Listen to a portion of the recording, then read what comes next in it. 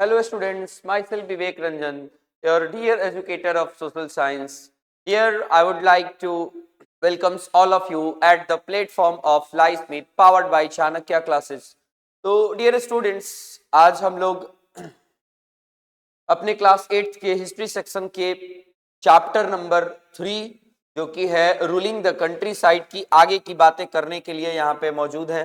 ठीक है, जैसा कि आप सभी जानते हैं बाबू कि हमने अपना अभी क्लास 8 का हिस्ट्री सेक्शन शुरू किया हुआ है, जिसमें हमने पहले के सेशंस में 2 चैप्टर्स ऑलरेडी कवर अप कर लिए थे। ठीक, आज जो हमारा ये चैप्टर शुरू हो रहा है, ठीक सॉरी आज जो हमारा ये सेशन शुरू हो रहा है, इसमें हम लोग अपने ongoing chapter ruling the country side की आगे की बात करने वाले हैं।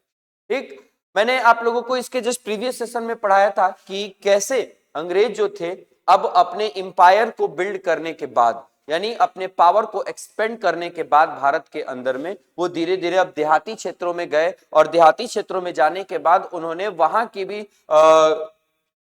कंट्रोल को अपने हाथों में लेना शुरू कर दिया। और चूंकि वहां उनके जाने के पीछे सबसे बड़ा लॉजिक क्या था, रेवेन्यू कलेक्शन का लॉजिक, यानी वो वहां पे अपने सोर्स ऑफ इनकम को मेंटेन करने के लिए देहाती क्षेत्रों में गए और वहां से उनका मेन एम था, मेन ऑब्जेक्टिव था कि ज्यादा से ज्यादा रेवेन्यू कलेक्ट किया जा सके ताकि हमारा सोर्स ऑफ इनकम बना रहे और हम भारत के अंदर में अपना लंबा डोमिनेशन बनाए रख सके। ठीक है, तो कैसे उन्होंने सबसे पहले परमानेंट सेटलमेंट इस्टेब्लिश किया, उसके अंदर में हमने पिछले क्लास में पढ़ा भी था कि उन्होंने अपना एक रेवेन्यू का अमाउंट फिक्स कर दिया था, परमानेंटली वो फिक्स हो गया था। जमींदारों को जिम्मेवारी दी गई कि वो अलग अलग गांव के इलाकों से जा करके वहां से रेवेन्यू कलेक्ट करें, जो कि परमानेंटली फिक्स था। तो जमींदारों को दिक्कतें होने लगी, जिसके चलते अंग्रेजों ने उन जमींदारों को बदलना शुरू कर दिया, जो जमींदारी थी उसकी नीलामी शुरू कर दी। तमाम अलग अलग तरह की समस्याएं परमानेंट सेटलमेंट के अंदर में आने लगी, जिसके चलते वो जो था वो धीरे धीरे करके वो डिक्लाइन करने लगा। ठीक, आपको कल ये भी बताया गया था कि परमानेंट सेटलमेंट जो था वो इंट्रोड्यूस किया था लॉर्ड कॉर्नवालिस ने 1793 के अंदर में। तो आज जो हमारा क्लास होगा ये होगा परमानेंट सेटलमेंट के आगे की बात हम लोग करेंगे। तो इसमें हम लोग देखेंगे कि परमानेंट सेटलमेंट के बाद भारत के कुछ इलाकों में रेवेन्यू कलेक्शन का एक नया मैकेनिज्म सामने आया, जिसको हम लोग महलवारी सेटलमेंट के नाम से जानते हैं। महलवारी सेटलमेंट जो था वो हॉट मैकेंजी के द्वारा इंट्रोड्यूस किया गया, कब? 1822 में। ठीक है, यहाँ पे आप महलवारी सेटलमेंट का फोटो देख सकते हैं। ठीक, इसमें अलग अलग गांवों को महल का दर्जा दे दिया जाता था और फिर उस महल के अंदर में ठीक रेवेन्यू कलेक्शन के अलग अलग डिफरेंट तरीके अपनाए जाते थे। वो तरीके क्या थे और कैसे महलवारी सेटलमेंट को इंप्लीमेंट किया गया अंग्रेजों के द्वारा, यही आज हमारे क्लास का थीम रहने वाला है। फिर आगे भी हम लोग अपनी बातों को जारी रखेंगे, यानी कंट्री साइड के अंदर में क्या क्या चीजें चल रही थी पैरेलल टाइम पे, वो सारी चीजें हम लोग देखेंगे। यानी अभी हमारा टॉपिक शुरू हो रहा है महलवारी सेटलमेंट के अंदर a new system is devised, यानी एक नई सिस्टम को लॉन्च किया गया, इंट्रोड्यूस किया गया। वो सिस्टम क्या था यहां पे देखेंगे। देखिए, north western province of the Bengal presidency, Bengal presidency का जो नॉर्थ वेस्टर्न इलाका था, इसमें मोस्टली उत्तर प्रदेश का इलाका आता था। ठीक है, तो इस इलाके में एक अंग्रेज था जिसका नाम था हॉट मैकेंजी। इसी ने एक नया सिस्टम लॉन्च किया, जिस सिस्टम को 1822 में इफेक्ट में लाया गया और इसी सिस्टम का बाबू नाम था महलवारी सेटलमेंट। क्या था बाबू? महलवारी सेटलमेंट। ये आप देखेंगे परमानेंट सेटलमेंट का अपडेटेड वर्जन था। आप कह सकते हो कि ये परमानेंट सेटलमेंट का थोड़ा अपडेटेड वर्जन था, क्योंकि परमानेंट सेटलमेंट की कमजोरियां अब अंग्रेजों को अच्छे तरीके से पता चल चुकी थी। तो इसलिए हॉट मैकेंजी ने जो नए सिस्टम को लॉन्च किया, ठीक है, बंगाल प्रेसिडेंसी के नॉर्थ वेस्टर्न पार्ट में 1822 में, इसको हम लोग महलवारी सेटलमेंट के नाम से जानते हैं। ठीक है, तो देखेंगे इस सेटलमेंट के अंदर क्या व्यवस्था की गई। इस सेटलमेंट के अंदर हॉट मैकेंजी के डायरेक्शन में ठीक कलेक्टर लोगों ने गांव से गांव जाना शुरू किया। वहां पे वो लोग, उन लोगों ने लैंड को इंस्पेक्ट करना शुरू किया, लैंड का इंस्पेक्शन करना शुरू किया, जांच करनी शुरू की, मेजरिंग द फील्ड्स, जमीनों की नापी की गई और recording the customs and rights of different groups, और अलग अलग ग्रुप्स के अधिकारों को, कस्टम्स को, ठीक है, रिकॉर्ड किया जाना शुरू किया। और ये सब एक्टिविटी किसके द्वारा की जा रही थी? कलेक्टर्स के द्वारा। किसके डायरेक्शन पे? हॉर्ट मैकेंजी के डायरेक्शन पे, जिसने महलवारी सेटलमेंट को लॉन्च किया था। ठीक, देखेंगे the estimated revenue of each plot within a village was added up to calculate the revenue that each village had to pay. गांव को महल का दर्जा दे दिया गया था, मैंने अभी अभी आपको बताया, और हर एक महल कितना रेवेन्यू पेमेंट करेगा इसका अंदाजा लगाया जाता था कि उस हर एक प्लॉट से क्या रेवेन्यू लिया जा रहा है। तो हर एक प्लॉट से जो रेवेन्यू का अमाउंट बनता था वो सारे अमाउंट्स को ऐड करके और फिर उस गांव से उतना एडेड सम ऑफ मनी अंग्रेजों को देना पड़ता था। यानी अब इंडिविजुअली जमीनों के मालिकों से जमींदार लोग रेवेन्यू कलेक्ट नहीं करते थे। अब रेवेन्यू कलेक्शन का जिम्मा दे दिया गया एक आदमी को, और वो पूरे मतलब कलेक्टिव वो रेवेन्यू कलेक्ट करेगा। कैसे होगा? क्या कि छोटा छोटा लैंड का नापी हो चुका था कि किस लैंड का साइज क्या है, उसकी कैपेबिलिटी क्या है, वो किस तरह से फसलों को ये इल्ड करने की क्षमता रखती है। तो ऐसी परिस्थिति में हर एक लैंड का साइज माप करके और एक पर्टिकुलर छोटे से लैंड का जितना रेवेन्यू बनता था उसी तरह हर एक लैंड का रेवेन्यू पॉइंट आउट कर लिया जाता था, सारे को ऐड कर दिया जाता था। जैसे एग्जांपल के तौर पे मान लीजिए अगर 5 छोटे छोटे पैचेज ऑफ लैंड है एक महल के अंदर में, तो इन सारे का वैल्यू, मान लीजिए इसका कुछ वैल्यू, इसका कुछ वैल्यू, इसका कुछ वैल्यू, ए बी सी, इसका डी, इसका ई, तो ये सारे रेवेन्यूज को ऐड कर लिया जाता था। तो ये हो गया आपको A B C plus D plus E, यानी इतना अमाउंट जो था वो कलेक्टिवली महल से अंग्रेज वसूलने का काम करते थे। यानी पूरे गांव का रेवेन्यू वसूला जाता था एक ही जगह पे। अब उस गांव में जितनी जमीनें थी उन सबका रेवेन्यू ऐड कर लिया जाता था और फिर उस एडेड सम को, एडेड मनी को अंग्रेज आकर के वसूल लेते थे। इसलिए वो क्या कहते थे कि पूरा गांव जो है एक महल है और पूरे महल का रेवेन्यू हमें एक जगह ही इकट्ठा करके ले लेना है। इस तरह से ये महलवारी सेटलमेंट प्रैक्टिस में लाया जाता था। देखेंगे, ठीक, this demand was to be revised periodically, और ये जो डिमांड होता था रेवेन्यू का ये पीरियोडिकली रिवाइज भी किया जाता था। ऐसा नहीं कि एक बार जो फिक्स हो गया वहीं चलेगा, नहीं, इसको रिवाइज किया जाता था टाइम टाइम पे कि भाई अगर आपका प्रोडक्शन बढ़ रहा है तो उस हिसाब से रेवेन्यू कलेक्शन का मनी भी बढ़ेगा। ठीक है, कम तो होने का संभावना ही नहीं था, कम तो नहीं चलेगा, नहीं, बढ़ता ही था। अब ये पीरियोडिकली रिवाइज कर करके थोड़ा थोड़ा इसको बढ़ा ही दिया जाता था। ठीक, ये परमानेंटली फिक्स नहीं था, परमानेंट सेटलमेंट के जैसा। इसके अंदर ये एक अपडेटेड चीज थी कि इसको पीरियोडिकली रिवाइज करने का काम किया जाता था। The charge of collecting the revenue and paying it to the company was given to the village headman rather than the zamindars. Zamindar जो अलग अलग बहाल किए गए थे, जो जनरली जिनको कुछ कुछ अमाउंट ऑफ जमीनों का जिम्मेवारी दे दिया जाता था कि आप उस जमीन से जाकर के रेवेन्यू कलेक्ट करने का काम करेंगे, that will be your responsibility at all.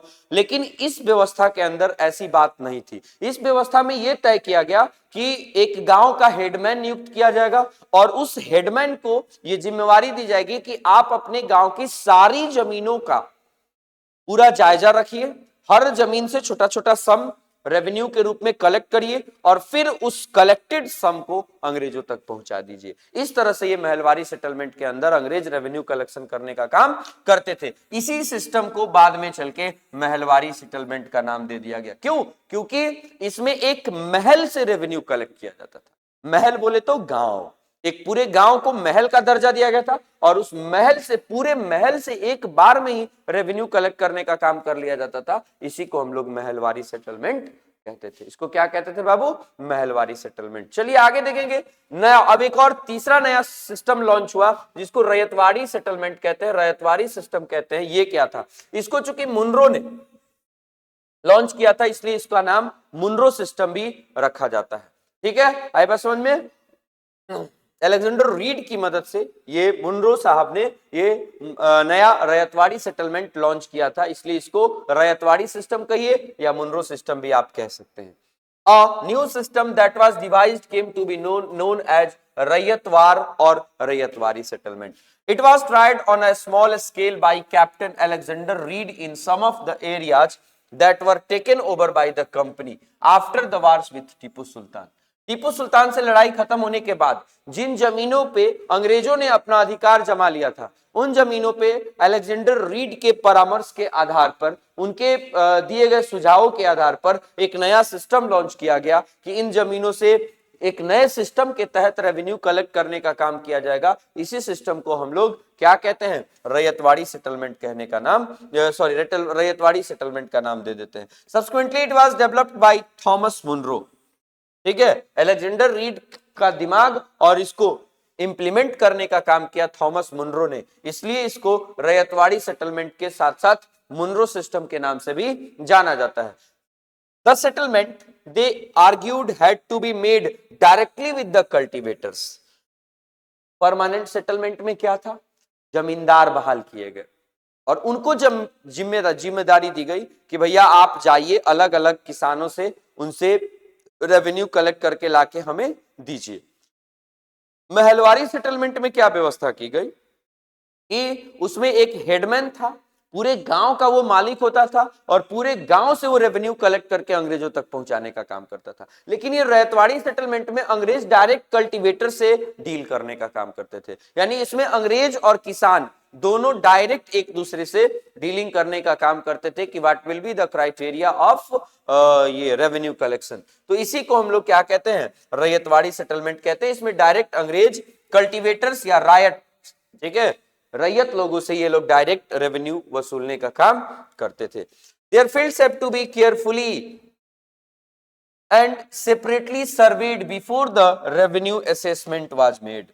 ठीक है, यानी ये कल्टीवेटर्स जो थे, इनकी जमीनों को अच्छे तरीके से जांचा जाता था, परखा जाता था और अलग करके रख दिया जाता था कि हाँ इस जमीन का उपज जो होगा वो बेहतर होगा और इसी जमीन से हम लोग अपना रेवेन्यू का जो सम होगा उसको वसूलने का काम करेंगे या जमा करने का काम करेंगे। ठीक, तो इस तरह से ये रैयतवाड़ी सेटलमेंट जो था वो काम करता था। अगर आपसे पूछा जाए कि रैयतवाड़ी सेटलमेंट को किसने लॉन्च किया, तो थॉमस मुनरो ने लॉन्च किया। इसका ये तरीका किसने बताया था? तो अलेक्जेंडर रीड ने बताया था और अच्छे तरीके से इंप्लीमेंट थॉमस मुनरो ने किया था। देखिए रैयतवाड़ी सेटलमेंट की फोटो आप यहाँ पे देख सकते हैं।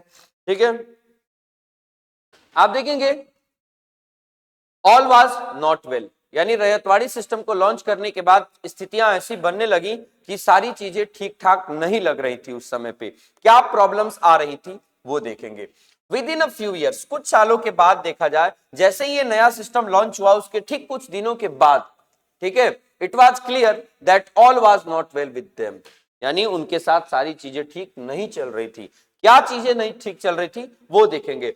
Driven by the desire to increase the income from land, revenue officials fix too high revenue demand.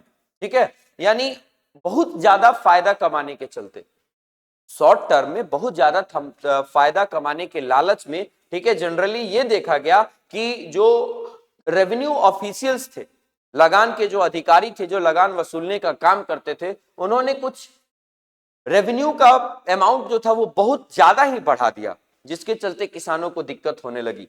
Peasants were unable to पे, जाहिर सी बात है एक लिमिट तक ही वो पे कर पाएंगे। क्यों? क्योंकि फसल वो बस रेवेन्यू देने के लिए ही नहीं उगाते थे, उनकी अपनी भी जरूरतें होती थी। दे जनरली टेंड टू पे द रेंट और revenue after the fulfilment of their basic needs of food.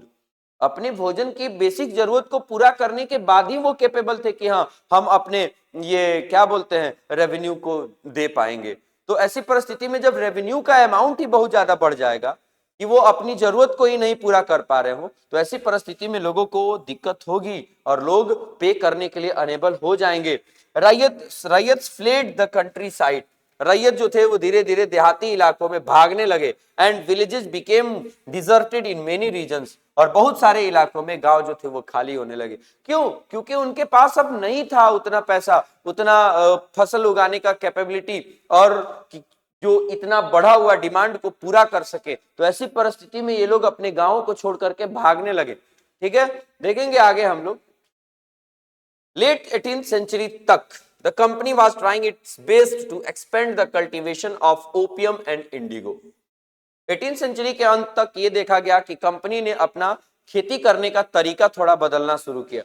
अब वो उन फसलों की तरफ जाना चाहते थे, उन फसलों की तरफ शिफ्ट होना चाहते थे जिससे वो काफी ज्यादा मात्रा में फायदा कमा सके। तो इसके लिए कंपनी ने ओपियम, अफीम और इंडिगो, नील की खेती करानी भारत के अंदर में शुरू कर दी। In the century and half that followed, the British persuaded और force cultivators in various parts of India to produce other crops. ठीक, यानी आप देखेंगे कि 18वीं शताब्दी की शुरुआत से ही और उसके आधे तक, यानी बेसिकली 1850 तक कंपनी ने किसानों को घूम घूम करके, ठीक है, इस बात के लिए फोर्स करना शुरू किया कि आप अपने खेतों में जो जनरली ग्रेन क्रॉप्स आप उगाते हैं, फूड क्रॉप्स उगाते हैं, उसके साथ साथ आपको इन कैश क्रॉप्स की भी खेती आपको करनी पड़ेगी। क्यों? क्योंकि अब हम आपके कल्टीवेशन को लीड करने का काम कर रहे हैं। तो ऐसी परिस्थिति में आपको जो फसल हम बोल रहे हैं उन फसलों की भी खेती आपको करनी पड़ेगी। ठीक है, इसमें इन्होंने अलग अलग जगहों पे अलग अलग फसलों को टारगेट बनाया। उसमें क्या क्या फसल था? बंगाल के अंदर में जूट, असम के अंदर में टी, ठीक है, यूनाइटेड प्रोविंस जो कि उत्तर प्रदेश का इलाका था, उसमें शुगर केन उगाने के लिए फोर्स करना शुरू किया। पंजाब में व्हीट, महाराष्ट्र में कॉटन, और पंजाब और महाराष्ट्र में कॉटन, ठीक है, राइस इन मद्रास, इन सब जगहों पे इन्होंने इन फसलों को उगाने के लिए किसानों को, ठीक है, काफी ज्यादा फोर्स करना शुरू किया। देखिए किसान, इन फोटोज के अंदर में आप देख सकते हैं कि किस हद तक किसान जो थे वो मेहनत करने का काम करते थे अपने फसल उगाने के लिए। ना केवल वो अपनी जरूरत के लिए फसल उगा रहे थे, बल्कि उनको ये भी रिस्क रहता था, ये भी उनको टेंशन रहती थी इस बात की कि अंग्रेज लोगों को रेवेन्यू भी हमें देना है। तो इसीलिए उनको खेतों के अंदर में बाबू काफी ज्यादा मेहनत करना पड़ता था अपने फसलों को उगाने के लिए। ऊपर से अंग्रेजों का प्रेशर अलग कि आप हमारे हिसाब से ही क्रॉप्स उगाने का काम करेंगे, जिन क्रॉप्स को हम बोलेंगे उन्हीं क्रॉप्स को आपको उगाना पड़ेगा। चलिए देखेंगे why the demand for Indigo, Indian Indigo. अब देखेंगे कि जब अंग्रेजों ने इंडिगो की खेती पे ज्यादा जोर देना शुरू किया, तो ज्यादा जोर देना शुरू करने के पीछे भी एक बहुत जबरदस्त कारण था। वो कारण था कि इंडियन इंडिगो जो था, भारतीय नील जो था, उसका डिमांड बढ़ने लगा था यूरोपियन देशों में। तो अब ये ऐसा आखिर क्यों हुआ, ये डिमांड क्यों बढ़ने लगा, जिसके चलते अंग्रेजों को किसानों के ऊपर दबाव बनाना शुरू करना पड़ा कि आप जब करेंगे तो इंडिगो की ही खेती करेंगे। और ऐसी परिस्थिति में हम देखेंगे कि एक लेवल तक किसानों ने बर्दाश्त किया, उन्होंने इंडिगो की खेती करी, लेकिन जब चीजें उनके कंट्रोल के बाहर हो गई तो एक जबरदस्त इंडिगो रिवोल्ट भी हमें देखने को मिलता है। यहाँ फोटो में आप इंडिगो का पौधा देख सकते हैं। देखिए ये ब्लू कलर का, ये इस तरह से इसके फूल निकलते हैं और इन्हीं के मदद से एक शानदार डाई मटेरियल तैयार किया जाता था, जिसको जनरली हम लोग नील कहते हैं या इंडिगो के नाम से जानते हैं। तो चलिए कैसे इंडियन इंडिगो का डिमांड बढ़ा। ठीक, जब डिमांड बढ़ेगा तभी आप उस चीज की सप्लाई के बारे में ध्यान देना शुरू करिएगा। तो डिमांड क्यों बढ़ा ये देखेंगे। इंडिगो प्लांट जो होता है grows primarily in the tropics, tropical इलाकों में इंडिगो की खेती जबरदस्त होती है। और आप जानते हैं कि भारत का लोकेशन धरती के ऊपर में ऐसा है कि इसका मैक्सिमम हिस्सा जो है, ठीक, ये आपको इंडिया हो गया, तो इंडिया का मैक्सिमम हिस्सा जो है वो आपको किधर मिलेगा? ट्रॉपिकल जोन में ही मिलेगा। ये ट्रॉपिक ऑफ कैंसर होता है और ये होता है इक्वेटर, इसी के बीच में इंडिया का ये ज्यादा हिस्सा बिलोंग करता है। तो ट्रॉपिकल इलाका होने के चलते भारत के अंदर में इंडिगो के उत्पादन के लिए भारत एक आइडियल जगह था। By the 13th century, Indian indigo was being used by cloth manufacturers in Italy, France and Britain to dye cloth. 13th century तक भारत के इंडिगो का इस्तेमाल इटली, फ्रांस और ब्रिटेन में कपड़ों को डाई करने के लिए लोग किया करते थे। However, only a small amounts of Indian indigo reached the European market and its price was very high. Bharat का, ठीक है, काफी कम मात्रा में ही, ठीक है ना, काफी कम मात्रा में ही इंडिगो जो था वो यूरोपियन मार्केट में पहुंच पाता था। क्यों? क्योंकि इसका प्राइस जो था वो काफी हाई था और इसको ट्रांसपोर्ट करना बड़ा मुश्किल हो जाता था। ठीक, European cloth manufacturers therefore had to depend on another plant called board to make violet and blue dyes. ठीक, चूंकि भारतीय इंडिगो जो था उनके लिए काफी कम एक्सेसिबल था, ठीक है, काफी मुश्किल से उनको मिल पाता था, कम मात्रा में मिल पाता था, तो ऐसी परिस्थिति में ये इंडिगो के जगह पे वुड नामक पौधे का इस्तेमाल करते थे, जिसका इस्तेमाल करके ये वायलेट और ब्लू कलर के डाइज बनाने का काम करते थे। यानी ये इंडिगो के सब्स्टिट्यूट के रूप में यूरोप में इस्तेमाल किया जाता था। लेकिन हम देखेंगे क्या कि ये उतनी अच्छी क्वालिटी नहीं दे पाता था जितनी अच्छी क्वालिटी हमारे इंडिगो की होती है। यही कारण बनेगा कि भारत के इंडिगो का जो डिमांड था वो लगातार बढ़ता ही गया। Being a plant of the temperate zones, woad was more easily available in Europe. Woad जो था वो आप देखेंगे इंडिगो की तुलना में यूरोपियन देशों में काफी आसानी से उपलब्ध था। यह भी कारण था कि ये लोग वुड का इस्तेमाल इंडिगो के सब्स्टिट्यूट के रूप में करते थे। ठीक, इसका जो ग्रोथ होता था वो नॉर्दर्न इटली के अंदर में यूरोपियन किसानों के द्वारा किया जाता था और यूरोपियन देशों में इजीली पहुंचा दिया जाता था, जिसका इस्तेमाल ये लोग डाई बनाने के रूप में, चाहे वो वायलेट कलर का हो चाहे ब्लू कलर का हो, ये लोग किया करते थे। ठीक है, तो आगे देखेंगे हम लोग बाबू। Cloth dyers however preferred indigo as a dye. लेकिन ये देखिए, ये वुड का पौधा आप देख सकते हैं, ये वुड का पौधा है जिसका इस्तेमाल करके, ठीक है, आपको डाई बनाने का काम किया जाता था और इंडिगो के सब्स्टिट्यूट के रूप में इस्तेमाल किया जाता था। लेकिन भले ही उसका इस्तेमाल किया जाता था, लेकिन फिर भी अगर हम लोग डायर्स का मंसूबा देखें, उनकी जो टेंडेंसी देखेंगे, वो प्रेफर करते थे जनरली इंडिगो को ही डाई के रूप में, वो अभी भी इंडिगो को ही पसंद करते थे। Indigo produced a rich blue colour. Indigo से जो ब्लू कलर निकलता था वो काफी गाढ़ा नीला कलर निकलता था, जबकि जो वुड पौधे से जो डाई बनता था वो पेल और डल हुआ करता था, यानी उतना ब्लू नहीं होता था जितना ब्लू कलर का मटेरियल ये इंडिगो दिया करता था। इसीलिए डायर्स को, ठीक है, वुड के जगह पे ज्यादा पसंद क्या आता था आपको, ये इंडिगो आता था। By the 17th century European cloth producers persuaded their government to relax the ban on indigo import. ठीक है, यानी इसलिए 17th सेंचुरी के आते आते जनरली जो क्लॉथ प्रोड्यूसर्स थे यूरोप के, उन्होंने अपनी अपनी सरकारों से ये रिक्वेस्ट करने शुरू कर दिए कि आप जो बैन लगाए हैं इंडिगो के इंपोर्ट पे, उस बैन को हटा दीजिए और इंडिगो का जो इंपोर्ट है उसको आसान कर दीजिए, इंडिगो को यहां आने दीजिए ताकि हम इसका इस्तेमाल करके बेहतरीन क्वालिटी के कपड़े मैन्युफैक्चर कर सकें। The French began cultivating indigo in Saint Domingo in the Caribbean islands. France जो था वो कैरेबियन आइलैंड में जाकर के इंडिगो की खेती करना शुरू कर दिया। पोर्टुगीज इन ब्राजील, पुर्तगालियों ने ब्राजील में जाकर के, English in Jamaica and the Spanish in Venezuela Indigo plantations also came up in many parts of north America.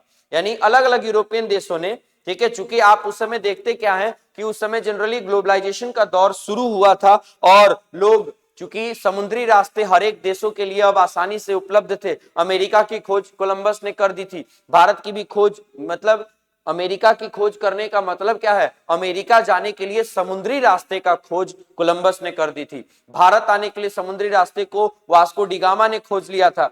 तो इस तरह से दुनिया के अलग अलग देशों में समुद्री रास्ते से लोगों को पहुंचना आसान हो गया था। तो ये यूरोपियन कंट्रीज के जो लोग थे वो इजीली इन देशों में जाया करते थे और वहां पे इंडिगो का प्लांटेशन किया करते थे ताकि बेहतर क्वालिटी का डाई मटेरियल उनको मिल सके। चलिए आगे देखेंगे हम लोग। By the end of the 18th century, the demand for Indian indigo grew further. ठीक, मतलब 18th सेंचुरी खत्म होते होते, ठीक है, यानी 1790s के दशक में जनरली हम देखेंगे क्या कि इंडिगो, भारतीय इंडिगो का डिमांड जो था, ये देखिए भारतीय इंडिगो की क्वालिटी, ये इसका डिमांड काफी ज्यादा यूरोप में बढ़ने लगा, बढ़ता ही गया।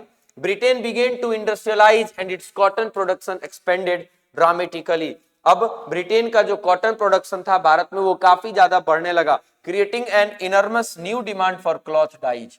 क्योंकि अब इनको कपड़े का प्रोडक्शन ज्यादा होने लगा तो अब इन कपड़ों को डाई करने की भी जरूरत इन्हें काफी ज्यादा महसूस होने लगी थी। While the demand for indigo increased, its existing supplies from West Indies and America collapsed for a variety of reasons.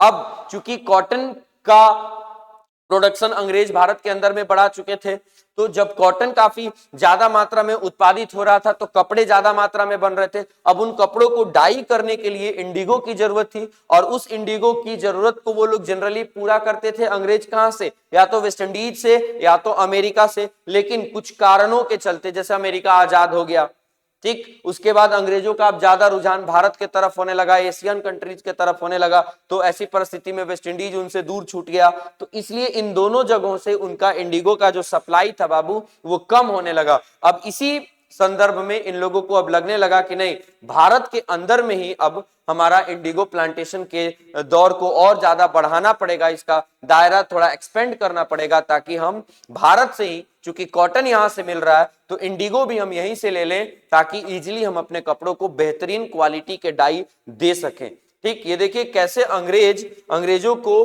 Bharat के किसानों को इंडिगो प्लांटेशन के लिए टॉर्चर करते हुए दिखाया गया है इस फोटो के अंदर में। किसी भी हद तक जाकर के वो ज्यादा से ज्यादा इंडिगो की खेती भारत के अंदर में कराना चाहते थे, ताकि वो अपने डाई सप्लाई की व्यवस्था को दुरुस्त कर सके। ठीक, चूंकि अब उनको ना तो वेस्ट इंडीज से डाई मिल रहा था इंडिगो के रूप में, और ना ही अमेरिका से मिल रहा था। चलिए खैर आगे देखते हैं। By between 1783 and 1789, the production of indigo in the world fell by half। यानी 1783 से लेके 1789 के बीच में इंडिगो, दुनिया के अंदर में इंडिगो का जो प्रोडक्शन था बाबू वो एकदम से आधा हो गया। ठीक है, cloth dyers in Britain now desperately look for new sources of Indigo supply. अब जब पूरी दुनिया में इसका प्रोडक्शन बाबू आधा रह गया, तो ऐसी परिस्थिति में ब्रिटेन के जो क्लॉथ डायर्स थे वो लोग, चूंकि उनको कपड़े को डाई करनी ही थी, बिना डाई किया हुआ कपड़ा का अच्छा सेल नहीं होना था, तो ऐसी परिस्थिति में वो डेस्परेटली इसकी सप्लाई के बारे में सोचना शुरू कर दिए। उनको किसी भी हद तक जाने की जरूरत थी, वो जाते, लेकिन उनको ये इंडिगो की सप्लाई का नया सोर्स उन्हें खोजना था। तो इसलिए उनको ये रेडीमेड जगह कहां मिला, भारत में मिला। ठीक, जैसे ही इंडिगो का ट्रेड ग्रीव किया, commercial agents and officials of the company began investing in indigo production.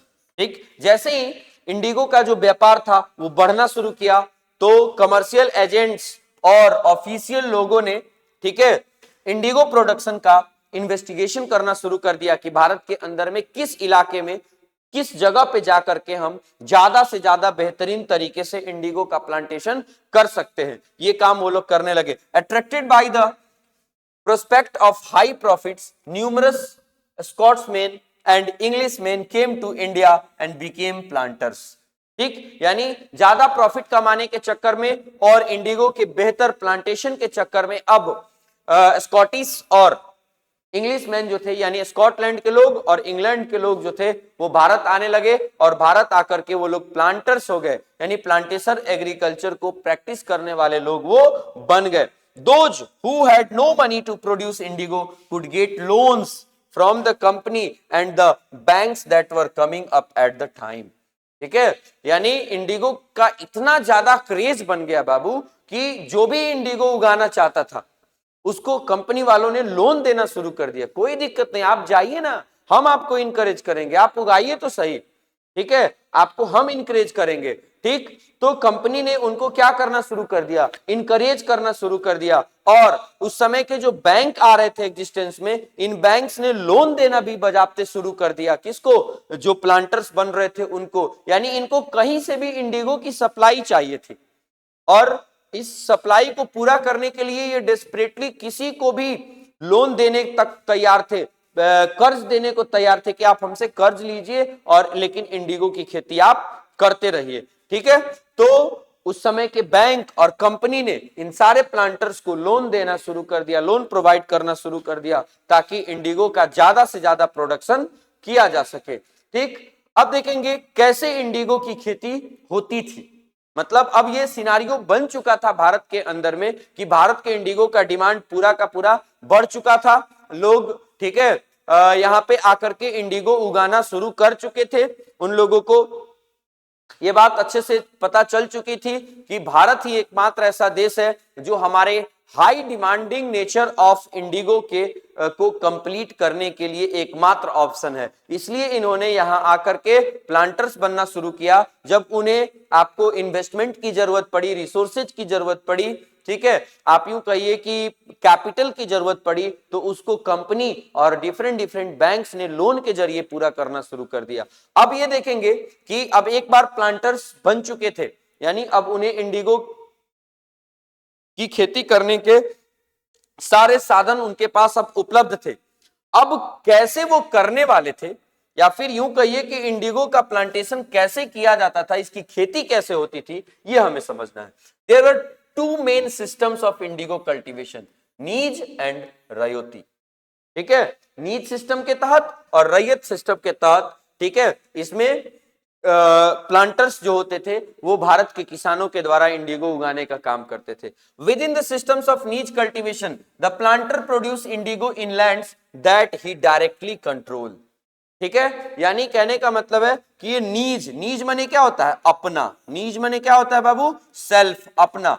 यानी जो प्लांटर्स होते थे, जो नीज की खेती करते थे, तो जब वो अपने खुद की जमीनों पे, अपने खुद के मालिकाने वाले जमीनों पे जब वो नील की खेती करते थे, इंडिगो की खेती करते थे, तो इस सिस्टम को नीज कल्टीवेशन कहते थे। ठीक, इसके लिए planters either bought the land और rented it from other zamindars.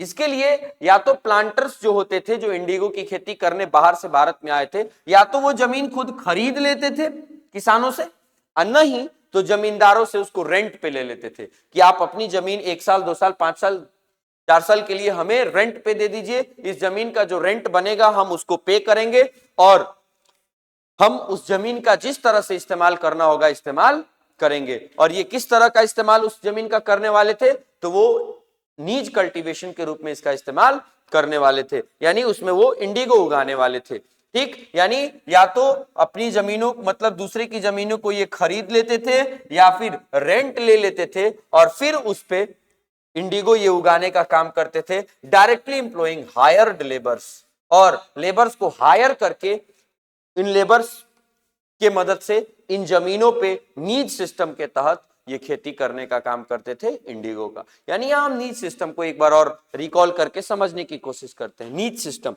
यानी नीज मतलब अपना, यानी जब खुद अपनी जमीन पर आपने अगर मान लीजिए खरीद लिया है तो वो तो आपका हो ही गया, लेकिन अगर आपने सर्टेन पीरियड ऑफ टाइम के लिए किसी से रेंट पे भी लिया हुआ है तो उस पीरियड तक वो चीज आपकी है। तो जब अपनी खुद की जमीनों पे प्लांटर्स अपने लेबरर्स की मदद से डिफरेंट डिफरेंट इंप्लीमेंट्स लगा करके नील की खेती किया करते थे, इंडिगो प्लांटेशन किया करते थे, इसी सिस्टम को नीज सिस्टम कहते हैं। इसी को क्या कहते हैं बाबू, नीज सिस्टम कहते हैं। चलिए आगे हम देखेंगे नीज कल्टीवेशन के क्या समस्याएं थे। Planters found it difficult to expand the area under नीज कल्टीवेशन। सबसे बड़ी समस्या उनको ये आई कि इस सिस्टम के तहत वो अपने जमीन को एक्सपेंड कर ही नहीं पा रहे थे, या तो खरीद नहीं पा रहे थे या लोग ज्यादातर उनको रेंट पे देने के लिए तैयार नहीं हो रहे थे। Indigo could be cultivated on a fertile lands. Indigo की खेती के साथ सबसे बड़ी समस्या क्या थी कि इसको उगाने के लिए बहुत ज्यादा फर्टाइल लैंड की जरूरत थी, और and these were already densely populated. ठीक है, only A small plots scattered over the landscape could be acquired. ठीक है, यानी जो फर्टाइल जमीनें थी वो पहले से ही डेंसली पॉपुलेटेड थी, वहां लोग अपने जीने खाने के लिए अनाज वगैरह की खेती किया करते थे, तो उस जमीनों को ये लोग नहीं खरीद सकते थे, रेंट पे नहीं ले सकते थे, तो इसके लिए उन्हें क्या करना पड़ा, दूर दराज के इलाके में स्कैटर्ड जो जमीनें होती थी छोटे छोटे प्लॉट्स के रूप में, उनको ये एक्वायर करके खेती कर सकते थे। Planters needed large areas in compact blocks to cultivate indigo in plantations. लेकिन इन लोगों को जरूरत बड़ी जमीनों की थी जो इन्हें नहीं मिल पा रही थी, ये समस्या थी। They attempted to lease in the land around the indigo factory. ये जमीनों को, वहां की जमीनों को लीज पे लेना चाहते थे, रेंट पे लेना चाहते थे जो इंडिगो की फैक्ट्री के नजदीक हो, ताकि जमीन से इंडिगो का उत्पादन हो और तुरंत वो कहां पहुंच जाए, वो फैक्ट्री में पहुंच जाए और उसका प्रोडक्शन किया जा सके। And evict the peasants from that area, और साथ ही साथ जिस जमीन को ये लीज पे लेंगे वहां दूसरा कुछ नहीं होना चाहिए, वहां बस इंडिगो के प्लांटेशन की एक्टिविटी होनी चाहिए। तो इस जगह से वो जो किसान वहां पे रहते थे उन किसानों को ये हटाना भी चाहते थे कि भाई तुम हटो, तुम दूसरे इलाके में जाओ, अपना वहां पे जो जरूरी फसल होगा वो उगाना, हमें यहाँ पे इंडिगो की खेती करनी है। तो ये संभव नहीं था, बहुत ज्यादा आसान टास्क नहीं था। यानी ये तमाम समस्याएं थी क्या कि फर्टाइल जमीन की जरूरत थी जो कि नहीं मिल पा रही थी, जो जमीनें ये लीज पे ले रहे थे वो छोटे छोटे इलाके में स्केटर्ड थे, इनको बड़ा इलाका चाहिए था।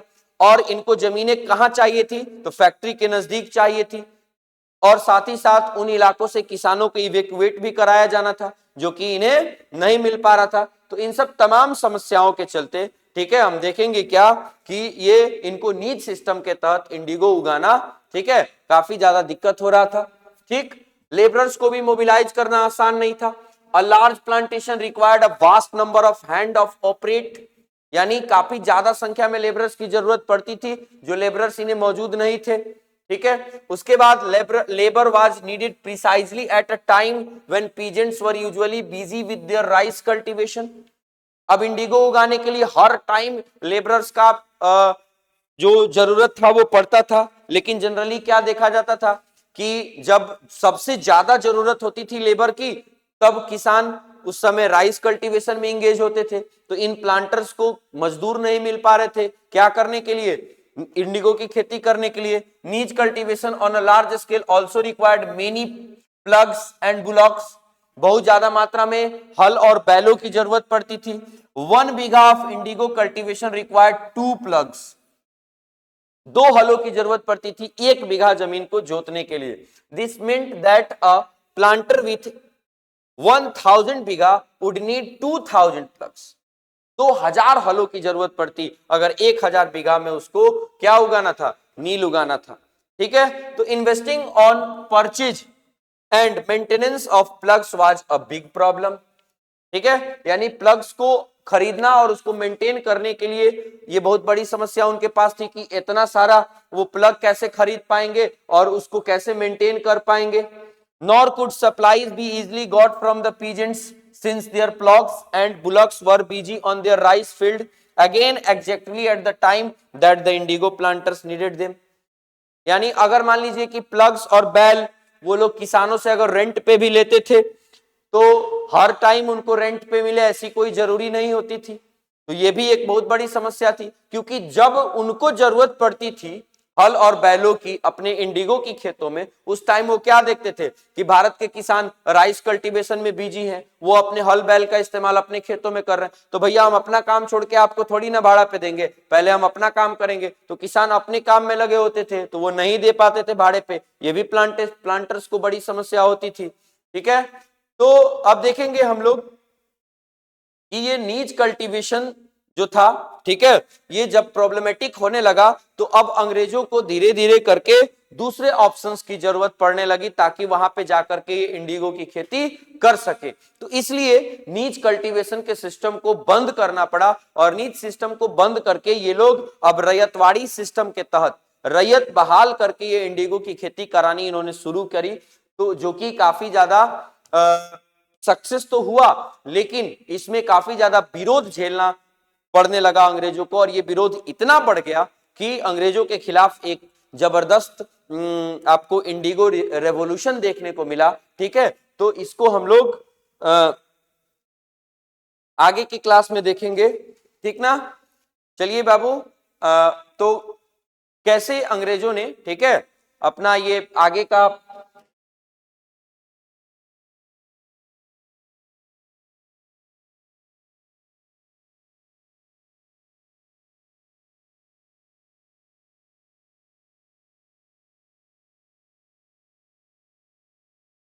तो